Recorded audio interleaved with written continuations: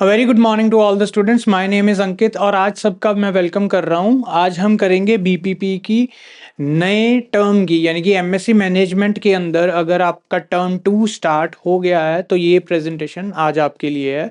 यहाँ पे हम बात करेंगे एक सब्जेक्ट की जिसका नाम है कस्टमर एक्सपीरियंस स्ट्रेटजी।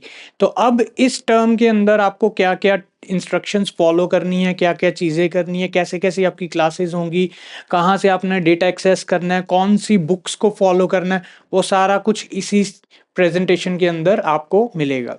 तो चलिए without wasting any time we will move to the class. So will firstly discuss the agenda of today. तो इस वीडियो के अंदर आपको क्या मिलेगा, मॉड्यूल के लर्निंग आउटकम्स डिस्कस करेंगे, topics, assessment, activities, specially what is CX। तो यहाँ पे CX का मतलब होता है कस्टमर एक्सपीरियंस। जैसे अगर आप किसी भी कंप्यूटर बैकग्राउंड के स्टूडेंट से बात करेंगे तो वहाँ वो आपको एक टर्म बताएंगे UX, that is the user experience. Similarly यहाँ पे CX होता है customer experience.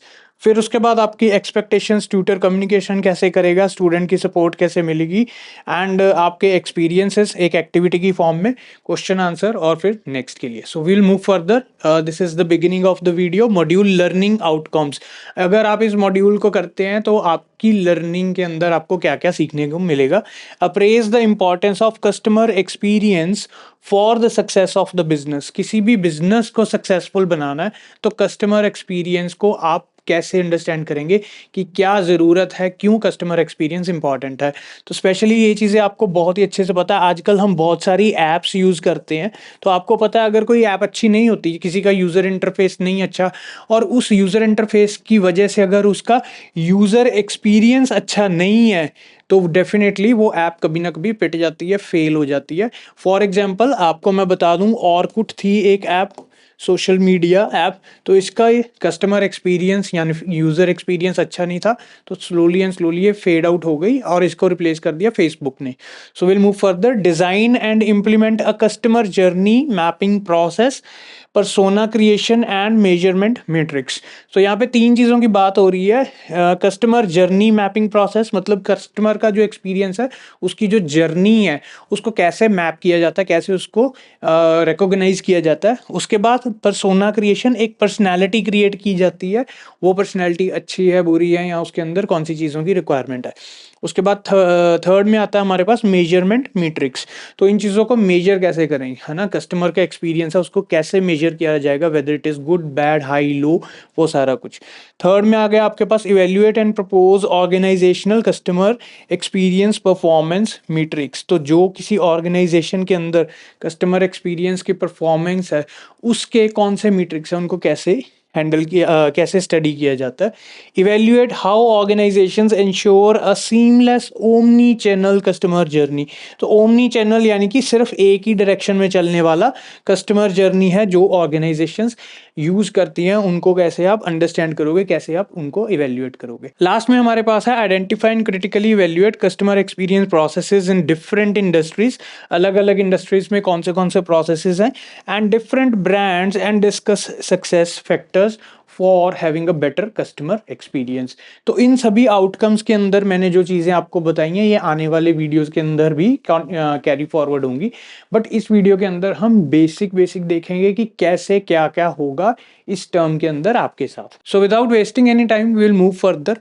CX is constantly changing with customer expectations. We know that customer expectations are very different. आजकल जो customers हैं उनकी expectations समय के साथ, टेक्नोलॉजी की यूज़ के साथ continuously बढ़ती जा रही हैं, एंड इन expectations को समझने के लिए आपको भी टाइम के साथ ग्रो करते रहना पड़ेगा। ठीक है जी। सो कस्टमर एक्सपेक्टेशंस का ध्यान रखना बहुत इंपॉर्टेंट है, तभी जाके आपको कस्टमर एक्सपीरियंस समझ आएगा। अब यहाँ पे कुछ एग्जांपल्स हैं। Amazon have changed what customers expect from online shopping experiences and delivery। बहुत ही अच्छी लाइन है। Amazon आपको सबको पता है, आप यूज़ करते हैं ऑनलाइन परचेजिंग करने के लिए, कोई शॉपिंग करने के लिए। अब उन्होंने ना कस्टमर एक्सपेक्टेशंस को चेंज ही कर दिया। कस्टमर क्या एक्सपेक्ट करता था ऑनलाइन शॉपिंग से, अर्लियर क्या होता था, हम यही सोचते थे ना कि ऑनलाइन शॉपिंग की, आपने ऑर्डर प्लेस कर दिया, ऑर्डर आपके पास आ गया। But now we have multiple things. Shopping करने से पहले आप वहाँ पे रिव्यूज़ भी देख सकते हो, है ना। आप चाहते हो कि मैं इसको किसी के साथ कंबाइंड ऑर्डर कर लूँ तो मेरे को थोड़ा बेनिफिट हो जाए, वो भी आपका हो जाएगा। And more over they have different kind of facilities. For example अगर आपने कोई गारमेंट खरीदना है, तो अगर आपको गारमेंट फिट नहीं आया तो आप कुछ दिनों में उसको रिटर्न कर सकते हैं, मनी बैक गारंटी होती है। Similarly, Deliveroo has given customers a seamless and consistent way to order the food you want to your home when you want it। तो ये फूड डिलीवरी प्लेटफॉर्म है Deliveroo। तो इस फूड डिलीवरी प्लेटफॉर्म के अंदर आपको क्या एक्सपीरियंस मिल रहा है कि आपने कैसे कब फूड को ऑर्डर करना है, एंड मोर ओवर अपने घर पे, अपने ऑफिस पे, and the when you want it and the way you also want it, किस तरीके से आप उसको लेके। फॉर एग्जाम्पल अगर आपने किसी को केक डिलीवर करना है तो उसको डिलीवर करने का मेथड अलग होता है। Next, Uber has completely reshaped the landscape of hailing a cab. Hailing a cab मतलब पहले आवाज लगाते थे कि भैया गाड़ी रोकना, मेरे को यहाँ जाना वहां जाना, but now this thing is completely gone. You just put on out your mobile phone, उसमें आप सर्च करते हैं तो कैब वाला ऑटोमेटिकली आपकी पोजीशन के पास आपको कॉल करता है। एंड यही है कस्टमर एक्सपीरियंस चेंज कर दिया है ना। आपको पहले आवाज लगानी पड़ती थी पर अब वो चीज नहीं है, there is no need to do so. Next activity आ गई, what would you like to learn. So what would you like to learn about customer experience. Customer experience के लिए आप यहाँ पे क्या चीज़ लर्न करना चाहते हैं। तो यहाँ पे जो आपने लर्न करना है वो डिफरेंट टाइप ऑफ थिंग्स हैं related to the customer experience. यही चीज़ आपके लिए सब चीज़ों को बेटर बनाती है। So will move further. Learning and teaching approach यहाँ पे क्या फॉलो की जाएगी इस मॉड्यूल के अंदर। ये वाला मॉड्यूल 10 वीक्स के लिए चलेगा, यानी कि 2.5 मंथ है ना, 2.5 महीने ये चलेगा। एंड इसके अंदर 1 week in between for reading week, इनके अंदर ही 1 वीक रीडिंग के लिए होगा। ऑल टुगेदर 9 वीक्स में आपका ये मॉड्यूल कंप्लीट किया जाएगा। फॉर्मेटिव असेसमेंट होगी, सबमिटिव होगी, जैसे पहले थे हमारे पास। The formative assessment is usually submitted after 4 weeks. तो पहले 4 वीक्स निकलने के बाद आपका फॉर्मेटिव सबमिट होगा, यानी कि अब आपकी ऑलमोस्ट तैयारी हो जाएगी। आज आपके फॉर्मेट कुछ दिनों पहले ही रिलीज हुए हैं, उनके बाद अब 4 वीक्स तक क्लासेस चलेंगी और तब आपका फॉर्मेटिव सबमिट होगा। यानी कि इन्हीं 4 वीक्स के अंदर आपको डिसाइड करना है कि आपने अपने फॉर्मेटिव के अंदर क्या लिखना है। The formative assessment is your one chance to get feedback. Teacher की फीडबैक भी मिलेगी आपको फॉर्मेटिव के ऊपर। उससे पता लगेगा जो आपने आइडिया या जो भी आपने अप्रोच फाइनलाइज किया अपने फॉर्मेटिव के अंदर, अपने सबमिटिव के लिए, कि वो कैसी है, अगर उसको इम्प्रूव करना है, क्या करना है, कम या ज़्यादा, वो सारा कुछ यहाँ पे है ना। Please use this valuable opportunity to submit your draft. अब जो भी आपका मतलब फॉर्मेटिव होगा, तो अब तक पहले 4 वीक्स के अंदर जो भी आप समझेंगे उन सारी इन्फॉर्मेशन को यूज़ करना है इफेक्टिवली फॉर्मेटिव बढ़िया बनाने के लिए। एंड उसके बाद आपका सबमिटिव के लिए आगे जर्नी स्टार्ट हो जाएगी। The final submission is your submissive. Definitely submissive आपकी फाइनल सबमिशन होगी, उसी के ऊपर जो आपको मार्क्स मिलेंगे वो आपको मिलेगा। The assignment preparation and support is provided in week 9 and 10। अब यहाँ पे आपको कैसे अपने फाइनल सबमिशंस बनाने हैं वो वीक 9 और वीक 10 के अंदर आपको समझाए जाएंगे। वो भी हम डिस्कस करेंगे कि क्या क्या आपको सपोर्ट प्रोवाइड की जाएगी। You will not receive feedback for your submissive. Submissive का कोई फीडबैक नहीं मिलेगा, डायरेक्टली रिजल्ट ही आपके पास आएगा। तो ये अगर आपके पास ये सारी चीज़ें क्लियर होगी, will move further. So module topics and themes. अब कस्टमर एक्सपीरियंस स्ट्रेटजी, यानी कि इस सब्जेक्ट के अंदर आपको क्या क्या मेन टॉपिक्स कवर करने हैं। First, evolution of marketing and the need of customer experience.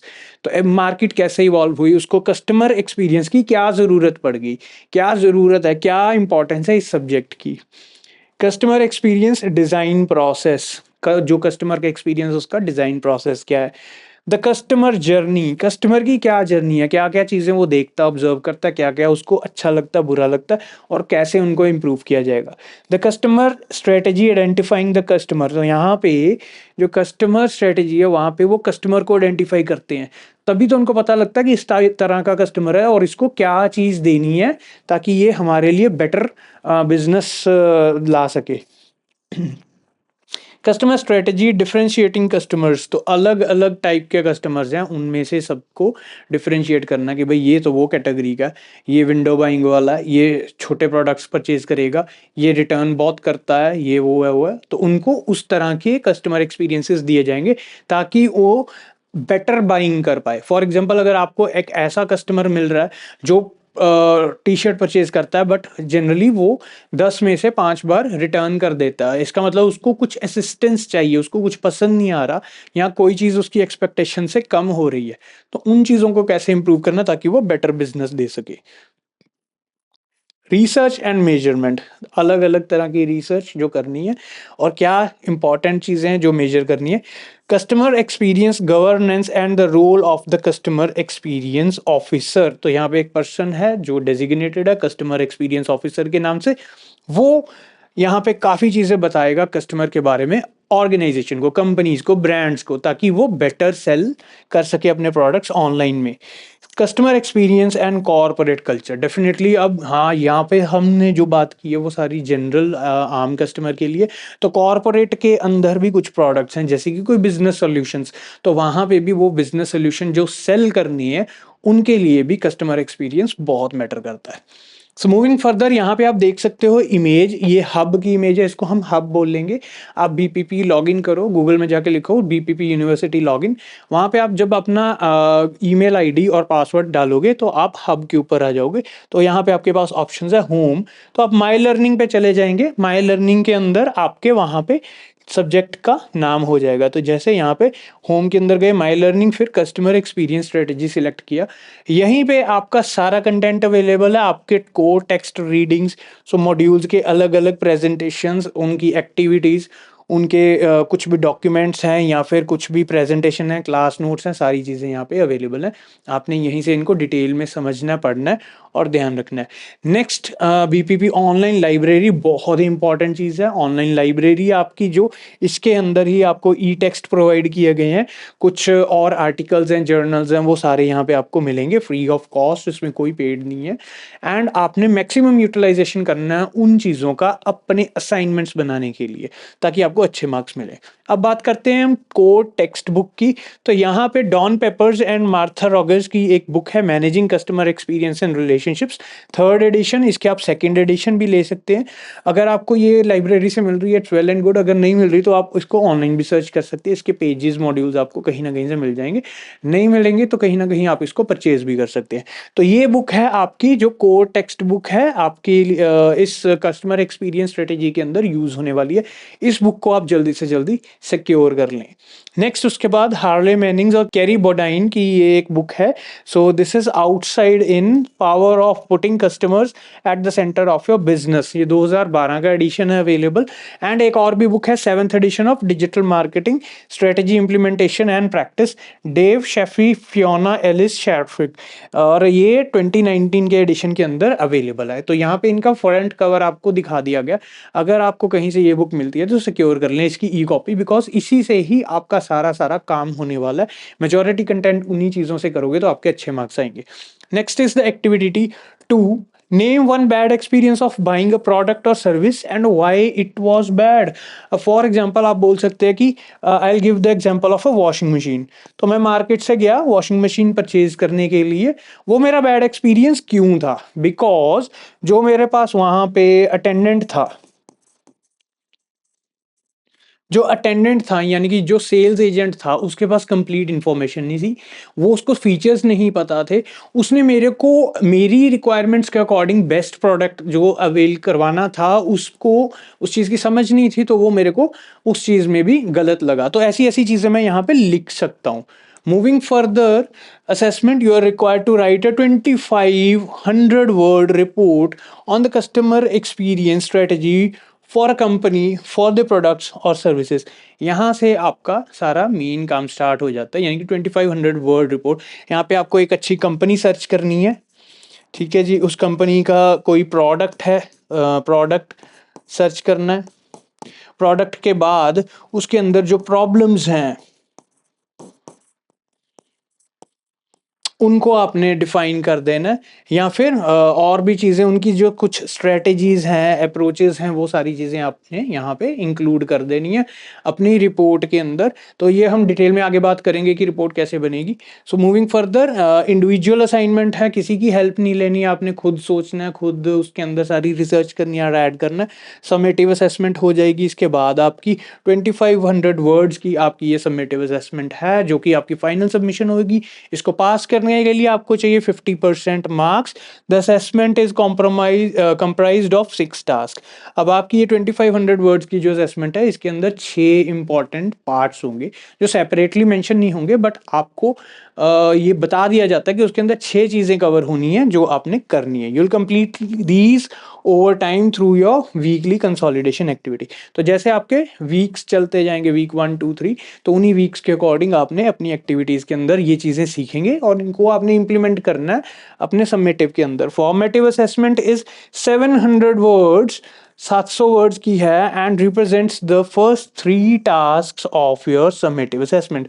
700 words में आपके 1 2 और 3 ये टास्क हैं, ठीक है जी। तो ये टास्क आपके कवर हो जाएंगे। रिमेनिंग आपको पता है 2500 में से आप 700 अपने माइनस कर लो, 1800 वर्ड्स के अंदर आपके रिमेनिंग टास्क हैं, यानी कि टोटल आपके पास 6 टास्क है। तो रिमेनिंग टास्क नंबर 4 5 और 6 जो कि बड़े वाले टास्क हैं उनको आपने 1800 वर्ड्स के अंदर कवर करना है। तो इसके बाद हम देखते हैं how to do well in the summative.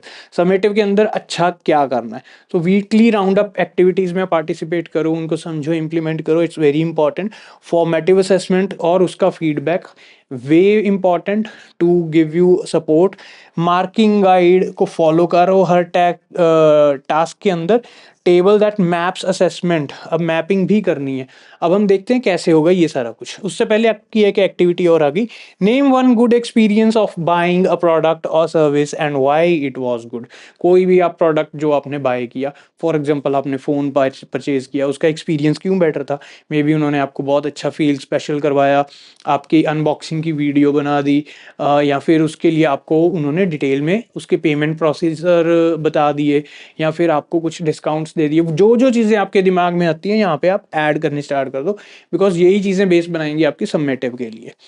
Next are expectations. तो बीपीपी यूनिवर्सिटी की क्या एक्सपेक्टेशन है इन सभी चीज़ों के रिलेटेड। प्रिपेयर फॉर लेसन्स, जो भी लेसन्स है अच्छे से प्रिपेयर करें। Use the online resources on the hub. The hub के ऊपर जो भी ऑनलाइन रिसोर्सेज है, यानी कि टेक्स्ट बुक्स हैं, जो core text book, online papers, research journals, articles, इन सभी चीज़ों को आप फॉलो करें। Conduct your own research, very important, because जो टीचर्स हैं वो बहुत ही ज़्यादा एक्सपर्ट हैं, उनको पता है कि कौन बच्चा खुद से काम कर रहा है, कौन यहाँ से कॉपी पेस्ट करी जा रहा है, सभी एक एक चीज़ उनको पता लग जाती है। कंसोलिडेट योर नॉलेज, साथ ही साथ लर्निंग भी करते रहो, ताकि अगर जो आपका टीचर है वो आपको क्रॉस चेक करे, वेरीफाई करे, तो उनको पता लग जाए कि हाँ स्टूडेंट ने जो लिखा है वो इसको पता है। Punctuality, attend all the classes, very important. Be respectful in class, very very important. गलती से भी किसी टीचर को ये नहीं बोलना कि भाई ये आपने नहीं बताया, ये नहीं किया, वो नहीं किया। अपनी ईगो वट एवर जो भी है उसको प्लीज़ साइड पे रखो, क्लास के बाहर ही रखो। लर्निंग करनी है तो हमेशा झुक के लर्न करके रिस्पेक्टफुली आपको लर्न करना है। आस्क क्वेश्चंस, जो भी वैलिड क्वेश्चंस है, जो आपको लग रहा है जिसके आपको सोल्यूशन नहीं मिल रहा, वो आप अपने टीचर से पूछे। 100% अटेंडेंस रखें, ये एक्सपेक्टेशन थी बीपीपी की। उसके बाद और कुछ एक्सपेक्टेशंस हैं, जैसे सबसे पहले स्टेप आ गया प्रिपेयर। अब प्रिपेयर करने के लिए वो कहते हैं कि अप्रॉक्सीमेटली 8 घंटे तक आपका टाइम होना चाहिए प्रिपरेशन, जिसके अंदर टॉपिक ओवरव्यू आप स्टडी करो, टॉपिक की वर्कबुक करो, एडिशनल रीडिंग वीडियोस को देखो, अंडरस्टैंड करो। उसके बाद अप्लाई, तकरीबन 1.25 घंटा यानी 1.3 आवर्स को आप इसको अप्लाई करेंगे। असेसमेंट डिस्कशन फॉर्म हो गए, तो ये कोलैबोरेशन के बेसिस पे, ताकि सारे स्टूडेंट्स लर्न कर सके कि क्या प्रोसेस फॉलो किया जा रहा है। कोलैबोरेट, तो 2 घंटे की क्लास सेशंस होंगे जहाँ पे समरी डिस्कस की जाएगी, रिव्यू डिस्कस किए जाएंगे, डिस्कशंस किए जाएंगे, रिकैप करेंगे, क्वेश्चन एंड आंसर्स करेंगे related to all the things that you have learned about all other, जो भी आपके टॉपिक्स हैं उनके रिलेटेड, है ना, कस्टमर एक्सपीरियंस स्पेशली। कंसोलिडेट के अंदर आपको 1.5 आवर्स सभी चीज़ों को राउंड अप करें, कंपोज करें, एमसीक्यू क्वेश्चंस हैं उनको ऐड करें, या फिर एक्सटेंडेड पार्ट्स हैं उनको आपने इस यहाँ पे इंक्लूड कर लेना है। और लास्ट में आपके पास है सक्सेस। तो ये सब चीज़ें आप अगर करते हैं तो डेफिनेटली आपका सक्सेस फाइनलाइज्ड है। और इसके बाद हम क्या है, स्टूडेंट एक्सपेक्टेड कमिटमेंट।